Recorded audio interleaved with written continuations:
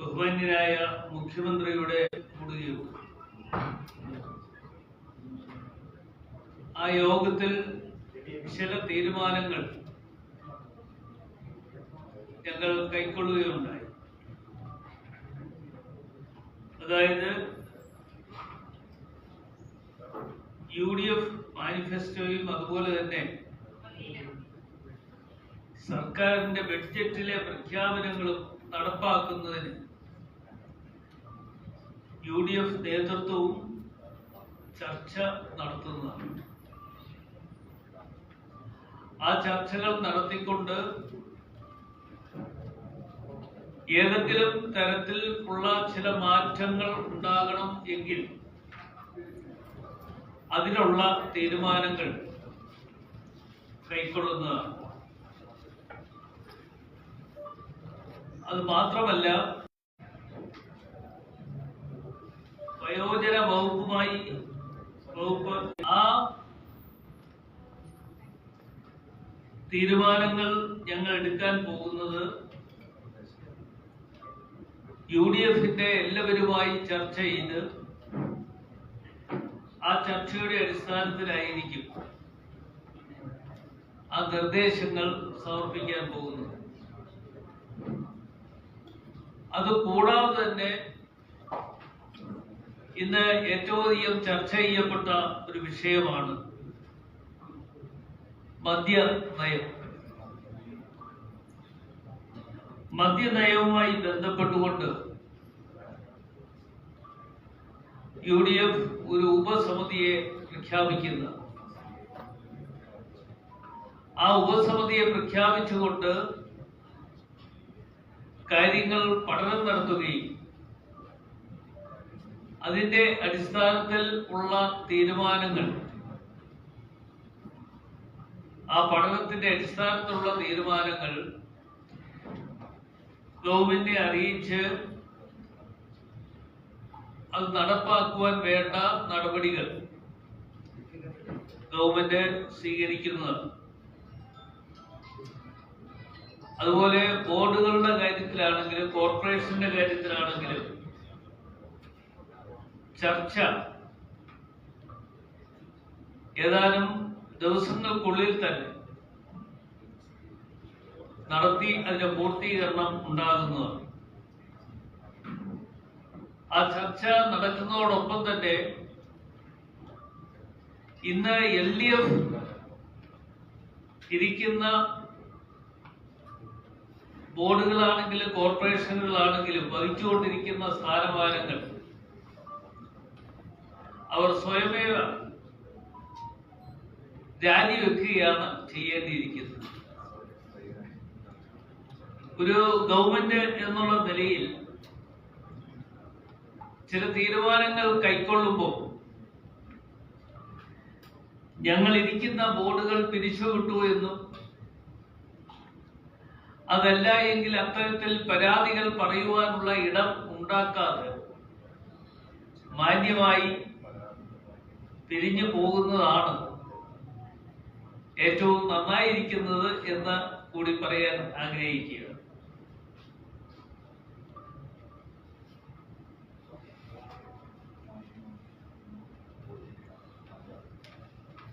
LDF സർക്കാർ തകർത്തെറിഞ്ഞ കേരളത്തിന്റെ സമ്പദ് വ്യവസ്ഥ മെച്ചപ്പെടുത്തുവാൻ സർക്കാർ എടുക്കുന്ന തീരുമാനങ്ങൾക്ക് UDF പിന്തുണ നൽകുന്നതാണ്. സ്വകാര്യ നിക്ഷേപവും വിദേശ നിക്ഷേപവും കൊണ്ടുവരുവാനുള്ള ശ്രമങ്ങളെ UDF പിന്തുണയ്ക്കുന്നതാണ്. അതുകൂടാതെ UDFനെ സംബന്ധിച്ചിടത്തോളം എല്ലാ മാസങ്ങളിലും കൂടുവാൻ തീരുമാനങ്ങൾ എടുത്തിട്ടുണ്ട്.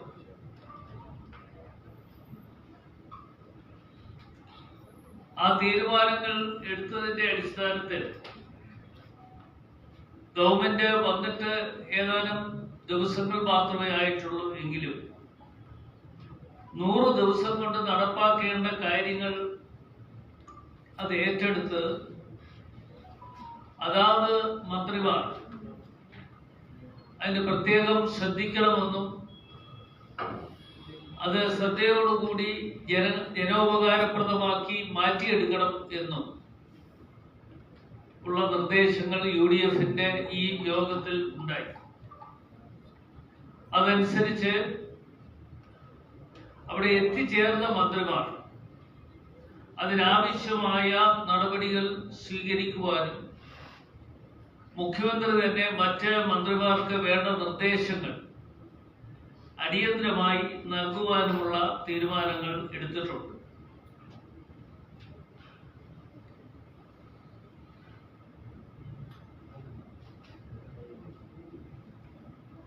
UDFനെ സംബന്ധിച്ചിടത്തോളം ഒരു ദിവസം നീണ്ടു നിൽക്കുന്ന തരത്തിൽ ഓരോ വകുപ്പുമായി ഒക്കെ ബന്ധപ്പെട്ടുകൊണ്ടുള്ള ചർച്ചകൾ നടത്തുവാനും ആ ചർച്ചകളുടെയൊക്കെ അടിസ്ഥാനത്തിൽ തീരുമാനങ്ങൾ കൈക്കൊള്ളുന്നതിന് വേണ്ടിയുമുള്ള നടപടികൾ സ്വീകരിക്കുവാൻ വേണ്ട നിർദ്ദേശം UDF നൽകുന്നതാണ്. ആ ഒരു ദിവസം നീണ്ടു നിൽക്കുന്ന UDFന്റെ യോഗം നടത്തുവാൻ തീരുമാനിച്ചിരിക്കുന്നത് ഓണത്തിന് ശേഷം. അതുവരെ ആളുകൾക്കെല്ലാം പല ബുദ്ധിമുട്ടുകളും പ്രയാസങ്ങളും ഉണ്ട് എന്നുള്ളത് കൊണ്ട് അതിനുശേഷമുള്ള ദിവസങ്ങളിലായിരിക്കും, ഏതെങ്കിലും ഒരു ദിവസമായിരിക്കും UDF യോഗം ഒരു ദിവസത്തേക്ക് കൂടാൻ തീരുമാനിച്ചിട്ടുള്ളത്.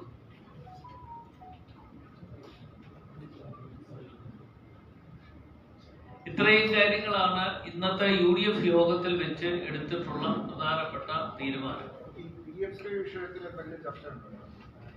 PMC വിഷയത്തിൽ ചർച്ചകൾ വന്നിരുന്നു. ആ ചർച്ചകളുമായി ഒക്കെ ബന്ധപ്പെട്ടുകൊണ്ട് കഴിഞ്ഞ സർക്കാരിന്റെ കാലഘട്ടത്തിലാണ് PMCയുമായി ബന്ധപ്പെട്ടുകൊണ്ട് തീരുമാനങ്ങൾ കൈക്കൊള്ളുകയും കേന്ദ്ര സർക്കാരുമായി ധാരണാപത്രത്തിൽ ഒപ്പിടുകയും ചെയ്തത് LDF ഗവൺമെന്റ് കാലഘട്ടത്തിലാണ്. LDF ഗവൺമെന്റ് കാലഘട്ടത്തിൽ അത് ചെയ്തപ്പോഴും അതിനുശേഷം വന്ന ഒരു ഗവൺമെന്റ് എന്നുള്ള നിലയിൽ അത്തരം കാര്യങ്ങളൊക്കെ തന്നെ പരിശോധന നടത്തിക്കൊണ്ട് അത് എവിടെയൊക്കെയാണ് നടപ്പാക്കേണ്ടത് എന്നതിനെ കുറിച്ച് തീരുമാനങ്ങൾ കൈക്കൊള്ളുന്നതാണ്. UDFന്റെ LDF ഒപ്പിട്ടു. UDFന്റെ നയം എന്താണ്? ഈ PMC പദ്ധതി നടപ്പിലാക്കാനാണോ പദ്ധതി റദ്ദാക്കാനാണോ? UDFന്റെ നയം എന്താണ്? UDFന്റെ നയമാണ് പറഞ്ഞത്. ശ്രദ്ധിച്ചില്ലേ നിങ്ങൾ? ഞാനിപ്പോ പറഞ്ഞത് UDFന്റെ നയമാണ്. അതായത് കഴിഞ്ഞ LDF ഗവൺമെന്റ് ആണ് ഈ PMC പദ്ധതിയുമായി ഒപ്പിടാൻ പോയതും ഒപ്പിട്ട ആളിനെ കുറിച്ചൊന്നും ഞാൻ പേരെടുത്ത് പറയുന്നില്ല. എങ്കിലും അന്നത്തെ വിദ്യാഭ്യാസ വകുപ്പിന്റെ സെക്രട്ടറിയാണ്. രഹസ്യമായോ പരസ്യമായോ ഏതായാലും ഇത് രഹസ്യമായി ചെയ്യാൻ പറ്റുന്ന കാര്യമല്ല. ഗവൺമെന്റുമായി കേന്ദ്ര ഗവൺമെന്റുമായി ബന്ധപ്പെട്ടുകൊണ്ട് ഇത് ഒപ്പിടാൻ പോയത് അന്നത്തെ വിദ്യാഭ്യാസ സെക്രട്ടറിയാണ്. ആ വിദ്യാഭ്യാസ സെക്രട്ടറി ഒപ്പിട്ടത് ഒരു ഗവൺമെന്റ് എന്നുള്ള നിലയിൽ അന്നത്തെ ഗവൺമെന്റ്, അന്ന് ഏത് ഗവൺമെന്റ് ആണ് എന്ന് ഞാൻ പറയേണ്ട കാര്യമില്ല, LDF ഗവൺമെന്റ് ആണ്. LDF ഗവൺമെന്റിന്റെ കാലഘട്ടത്തിലാണ് ഇതിന് ഒപ്പിട്ടിട്ടുള്ളത്.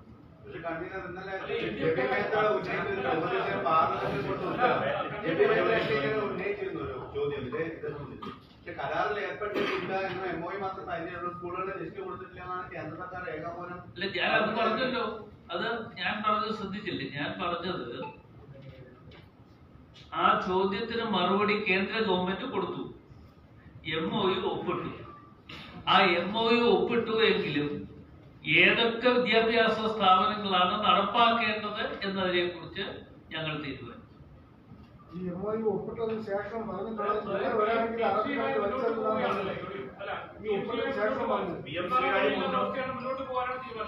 അല്ല, PMC-യുമായി ബന്ധപ്പെട്ടുകൊണ്ട് മുൻ ഗവൺമെന്റ് ചെയ്ത കാര്യങ്ങൾ അതൊരു തുടർച്ച എന്നുള്ള നിലയിൽ അത് മുമ്പോട്ട് പോകും. അതായത് ഈ ഇപ്പൊ ഒപ്പിട്ടിരിക്കുന്ന ധാരണാപത്രത്തിൽ നിന്ന് പിന്മാറാൻ കഴിയില്ല എന്ന വിലയിരുത്തലിന്റെ അടിസ്ഥാനത്തിലാണ് ഇതുമായി ബന്ധപ്പെട്ട് മുന്നോട്ട് പോകുന്നത്. അത് പിന്മാറാൻ പറ്റില്ലല്ലോ. അതെ, കേന്ദ്ര ഗവൺമെന്റുമായി ബന്ധപ്പെട്ടുകൊണ്ട് ഒരു MOU സൈൻ ചെയ്തതിന് ശേഷം അതല്ലെങ്കിൽ അന്ന് സൈൻ ചെയ്യാൻ പോകരുത്.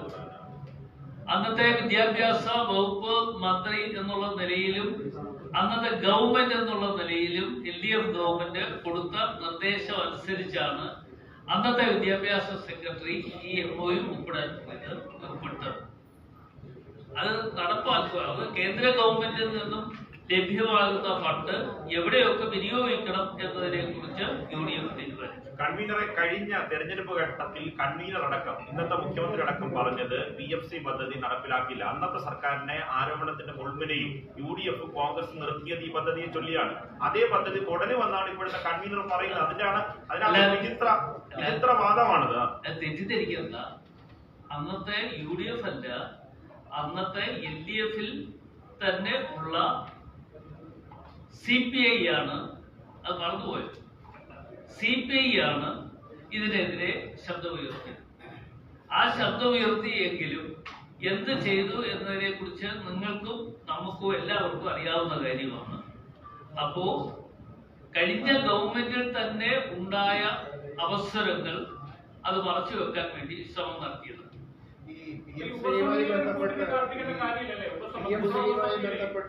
കാവ്യവൽക്കരണം, വിദ്യാഭ്യാസങ്ങളുടെ കാവ്യവൽക്കരണം ഉൾപ്പെടെയുള്ള ആരോപണങ്ങൾ ഉണ്ടായിരുന്നു. അപ്പൊ ഈ വിഷയത്തിൽ എങ്ങനെയാ UDF ഗവൺമെന്റ് മുന്നോട്ട് പോകാൻ പോകുന്നത്? അത് നാഷണൽ എഡ്യൂക്കേഷൻ പോളിസി നടപ്പാക്കും എന്നുള്ളതാണ്. ഒരു വിദ്യാഭ്യാസ സ്ഥാപനത്തിൽ എവിടെ ഇത് നടപ്പാക്കണം എന്നതിനെ കുറിച്ച് തീരുമാനങ്ങൾ അതാത് ഗവൺമെന്റ് എടുക്കണം.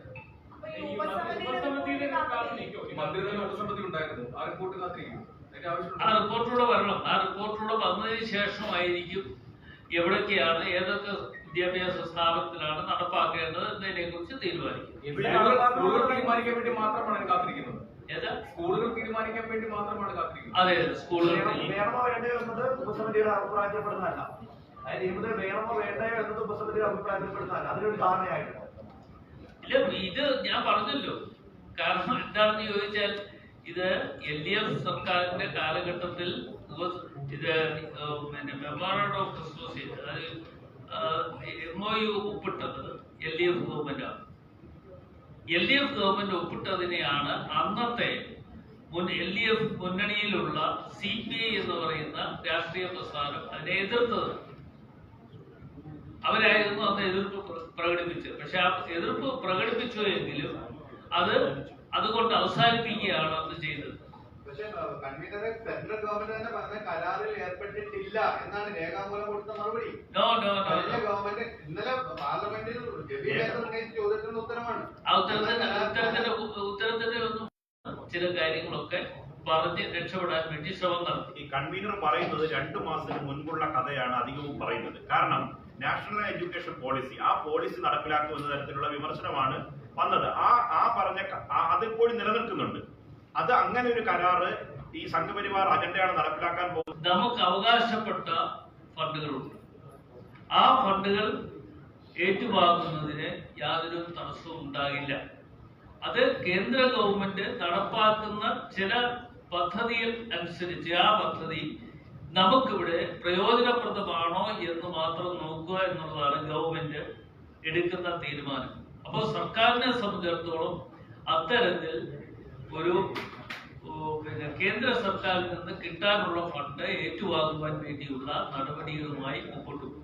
ഫണ്ട് കിട്ടില്ല എന്നുള്ളതുകൊണ്ടാണ്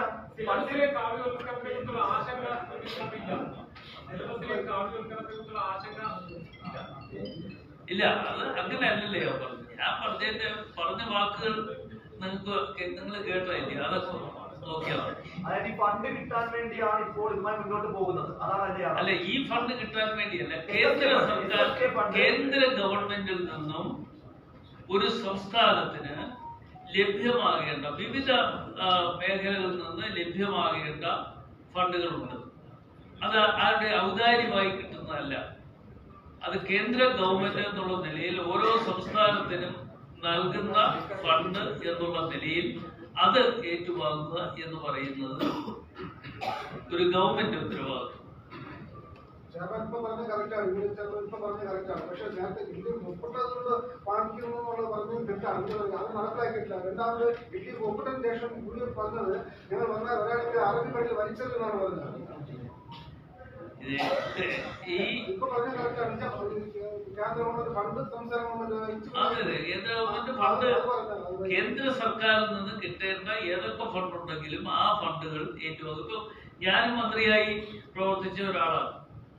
കേന്ദ്ര ഗവൺമെന്റിൽ നിന്നും ഓരോ മേഖലകളിലും കിട്ടാനുള്ള ഫണ്ടുകൾ അതാത് മേഖലകളിൽ നിന്ന് ഏറ്റുവാങ്ങുവാൻ വേണ്ട നടപടികൾ സ്വീകരിച്ചിട്ടുള്ള ഒരു വ്യക്തി കൂടിയാണ്. അപ്പൊ കേന്ദ്ര ഗവൺമെന്റിൽ നിന്ന് കിട്ടാനുള്ള ഫണ്ട് ആരുടെ ഔദാര്യമല്ല, അത് സംസ്ഥാനത്തിന്റെ അവകാശമാണ് എന്നുള്ള നിലയിൽ തന്നെ അക്കാര്യങ്ങൾ LDF സർക്കാർ ഒപ്പിട്ടത് കൊണ്ട് അതുകൊണ്ട് പദ്ധതികൾ മുന്നോട്ട് പോകേണ്ടി വരുന്നു എന്ന് പറയുന്നതിൽ അപ്പോൾ അർത്ഥമുണ്ടോ? കാരണം ഫണ്ടിന് വേണ്ടിയിട്ടാണ് അത് തന്നെ പറഞ്ഞിരിക്കുന്നത്. കാരണം ഫണ്ട് കിട്ടാതെ കഴിഞ്ഞ LDF സർക്കാരിനകത്ത് ഈ പദ്ധതി ഒപ്പിട്ടിട്ടും മുന്നോട്ട് കൊണ്ടുപോകാത്തതിന്റെ പേരിൽ 99 കോടി രൂപ മാത്രമാണ് കിട്ടിയത്. ബാക്കി ഫണ്ട് കിട്ടിയിട്ടില്ല. അപ്പോൾ ബാക്കി ഫണ്ട് വേണ്ട എന്ന് വീണ്ടും ഒരു കത്തയച്ചതുമാണ് തടഞ്ഞു വെച്ചത്. ഇപ്പോൾ ഈ ഫണ്ടിന് വേണ്ടി മാത്രമാണെന്ന് പറയുമ്പോൾ LDF ഒപ്പിട്ടത് കൊണ്ട് ഇത് മുന്നോട്ട് കൊണ്ടുപോകേണ്ടി വരുന്നു ഒരു തെറ്റിദ്ധാരണയാണ്. ഇത് അതുകൊണ്ട് അവിടെ തടഞ്ഞു വെച്ചു എന്നോ അല്ലെങ്കിൽ അത് വേണ്ട എന്ന് പറഞ്ഞു എന്ന് പറയുന്ന ഒരു തെറ്റിദ്ധാരണയാണ്. ആ ഒരു തെറ്റിദ്ധാരണ മാറ്റുന്നതാണ് നല്ലത്.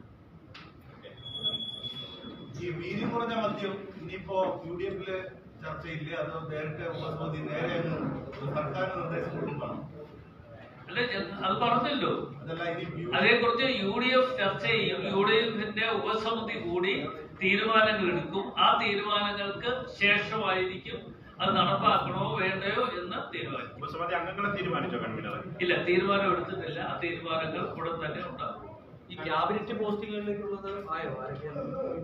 ഏതാ ക്യാബിനറ്റ് പദവികളിലേക്ക്? ക്യാബിനറ്റ് റാങ്കുള്ള പദവികൾ ഇല്ല, അത്തരം കാര്യങ്ങളൊക്കെ വരാൻ പോകുന്ന ഒരു 10 ദിവസത്തിനുള്ളിൽ തന്നെ അത്തരം കാര്യങ്ങൾ ഞങ്ങൾ ചർച്ച ചെയ്ത് തീരുമാനങ്ങൾ എടുക്കുന്നതാണ്. ആ തീരുമാനങ്ങൾ എല്ലാം തന്നെ നിങ്ങളെ കൂടി അറിയിക്കുന്നു. ഈ PSCയിലെ ഒഴിവ് നേർക്കുന്ന കാര്യത്തിൽ തീരുമാനമുണ്ടോ?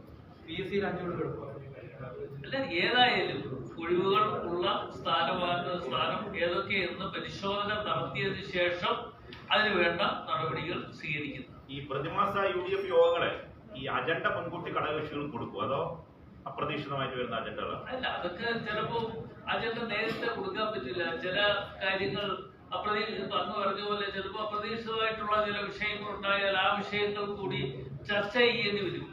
ആ ചർച്ച ചെയ്യേണ്ടതിന് നേരത്തെ കാലം കൂട്ടി ഇന്നതാണ് എന്ന് പറയാൻ പറ്റില്ല. എത്രയോ അല്ല, ഇന്നത്തെ വളരെ വരുന്ന വിഷയങ്ങൾ ധാരണ ഉണ്ടായിരുന്നാണല്ലോ. പക്ഷെ അജണ്ട ഇത്തവണയൊന്നും ഘടകകക്ഷികൾക്ക് ഭരണത്തിൽ വന്ന ശേഷം കൊടുത്തില്ല എന്നൊരു വിവരം ഉണ്ടായിരുന്നു. ഏതായാലും അല്ലെ, എന്റെ ശ്രദ്ധയിലൊന്നും പെട്ടില്ല. കൺവീനർ എന്നുള്ള നിലയിൽ യോഗം വിളിക്കാൻ പറഞ്ഞു. ചെയർമാൻ യോഗം ഇന്ന ദിവസം കൂടുതലും 11 മണിക്ക് നമുക്ക് കൂടിക്കളയാം എന്ന് അറിയിച്ചതനുസരിച്ച് എല്ലാവരെയും അറിയിക്കുകയാണ് ചെയ്തിട്ടുള്ളത്. ഘടകകക്ഷികളിൽ നിന്ന് ആരും തന്നെ അങ്ങനെ ഒരു പരാതി രൂപത്തിൽ എന്നോടൊന്നും പറഞ്ഞിട്ടില്ല. ഈ പ്രതിമാസ യോഗം ചേരാൻ മുഖ്യമന്ത്രി സമ്മതിച്ചോ? എന്തായാലും അതിലെ തീരുമാനം പ്രഖ്യാപിച്ച് പറയല്ലേ. പ്രതിമാസ യോഗം ഞങ്ങൾ കൂടിയിരിക്കും. ഓണത്തിന് ശേഷം ഒരു ദിവസം നീണ്ടു നിൽക്കുന്ന ചർച്ചകൾ നടത്തിയിരിക്കും.